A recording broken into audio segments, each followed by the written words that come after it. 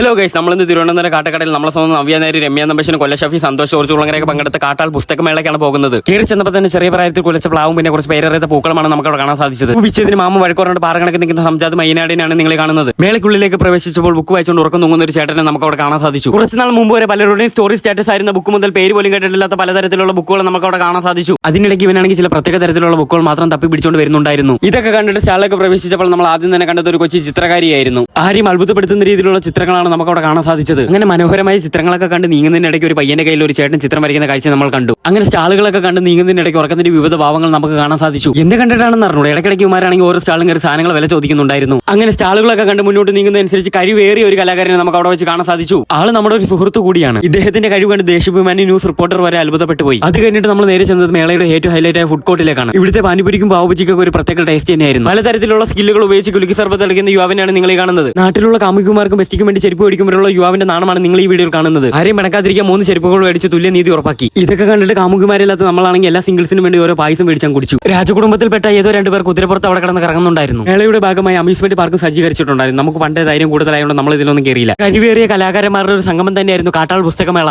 മധ്യ സംസ്കാരത്തെ ഓർമ്മപ്പെടുത്തുന്ന തരത്തിലുള്ള വിവിധ നൃത്യ വിസ്മയങ്ങൾ നമുക്ക് മേളയുടെ ഭാഗമായി കാണാൻ സാധിച്ചു. അപ്പോൾ മറ്റൊരു വീഡിയോയുമായി വീണ്ടും കാണാം.